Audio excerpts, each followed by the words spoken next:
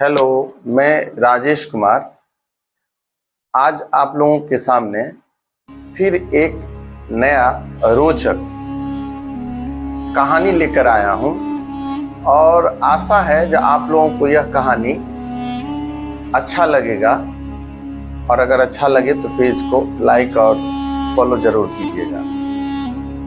कहानी में मैं सीधे लौटता हूं जिसमें दानवीर कर्ण के बारे में आज मैं बताने जा रहा हूं।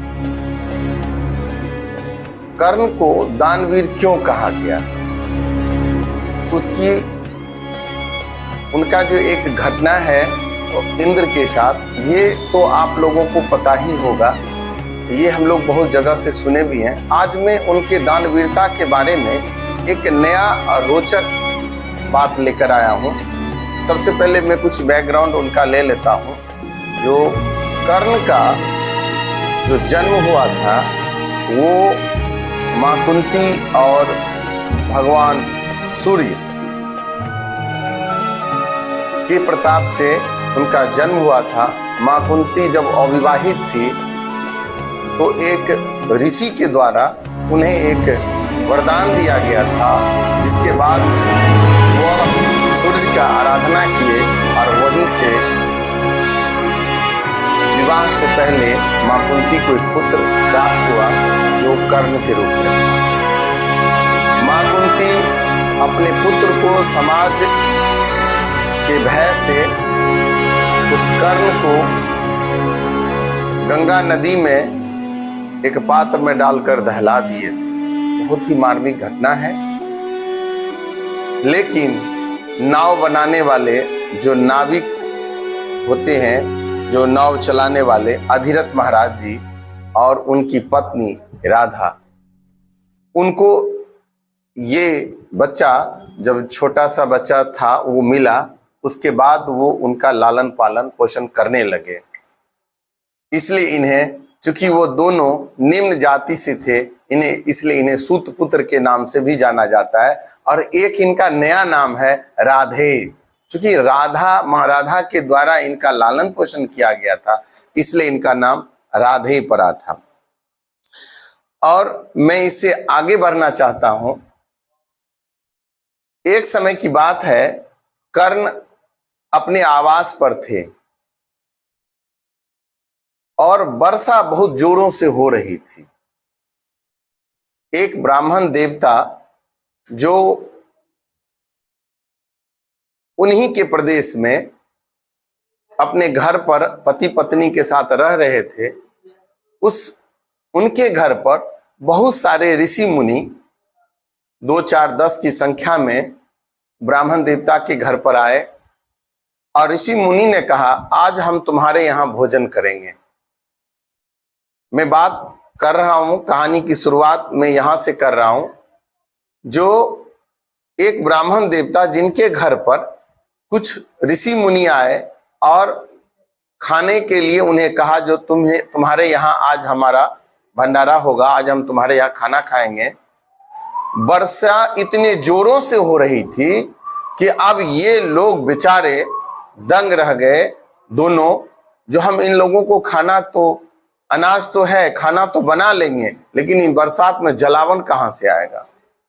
वो चल पड़े, महाराज युधिष्ठिर के दरबार पहुंचे। युधिष्ठिर के सामने वो ब्राह्मण देवता याचिका लगाए, हे महाराज, मुझे कुछ जलावन की आवश्यकता है, क्योंकि हमारे दरवाजे पर कुछ ऋषि मुनि आ गए हैं और उन्होंने कहा है जो आज हम आपके यहाँ ही खाना बनाएंगे, तो हमें आप जलावन कुछ देते जिससे मैं उनका खाना बना सकता।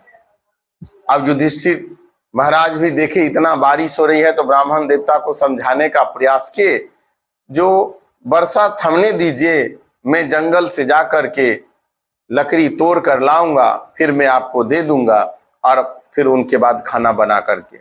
उन्होंने कहा, इतने देर तक वो ऋषि मुनि हमारे दरवाजे पर नहीं रुक सकते हैं, क्योंकि वे लोग भी भूखे हैं और उनको खाना देना हमें अभी तुरंत आवश्यक हमारे लिए लग रहा है, जो उनको तुरंत देना जरूरी है।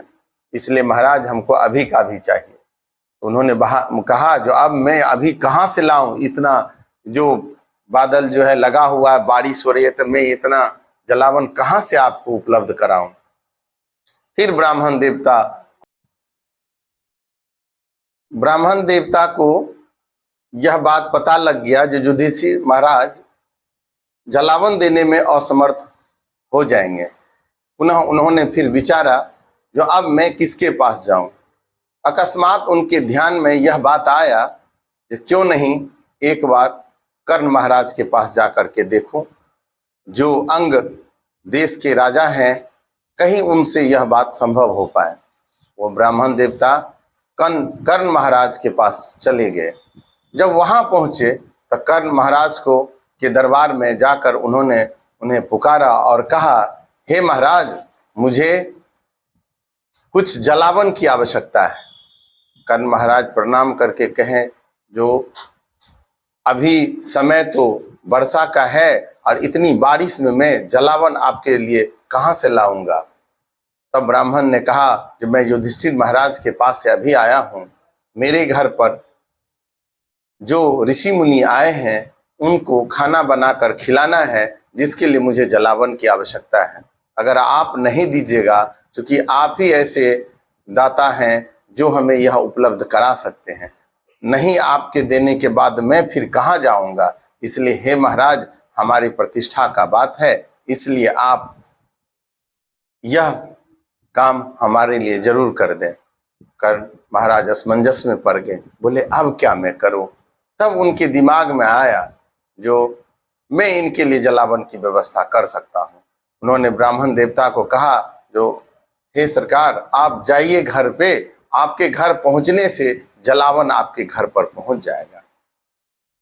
ब्राह्मण आश्चर्यचकित होकर के वहां से चल दिए, चूंकि कर्ण की आज्ञा थी। कर्ण ऐसे योद्धा थे जिनके लिए कोई काम असंभव नहीं था। तब उन्होंने अपना तीर धनुष उठाया और अपने घर के जितने भी दरवाजे थे, खिड़कियां, वो सारे जो लकड़ी के बने हुए थे, सभी को उन्होंने एक ही बाण में सबको निकाल करके और वो सारा जलावन जो है ब्राह्मण देवता के घर पर पहुंचा दिए, भिजवा दिए। ब्राह्मण देवता जब घर पहुंचे तो उससे पहले वो जलावन वहां पहुंचा हुआ था। वहीं से कर्ण महाराज को वो प्रणाम किए। मैं यहाँ ये कहना चाहता हूं कि आपका के लिए जो संभव हो सके, जितना आपसे हो सके उतना जरूर आप कीजिए, क्योंकि यह जो है सबसे बड़ा धर्म है। परोपकार, उपकार करना सबसे बड़ा धर्म है, जो मात्र एक दानवीर कर्ण ही कर सकते थे। उस समय वो जब असहाय हो गए ब्राह्मण, तो वो वहां पर जाकर के गुहार लगाए और उन्होंने यह नहीं देखा जो मुझे जलावन जंगल में जाके तोड़ना है। उन्होंने देखा अरे जलावन की आवश्यकता, तो जिसकी जो आवश्यकता है उसका पूर्ति उस समय होना चाहिए। इसलिए उन्होंने जलावन ला करके नहीं, उन्हें सारे दरवाजे खिड़की को खोल करके उनके यहाँ पहुंचा दिया।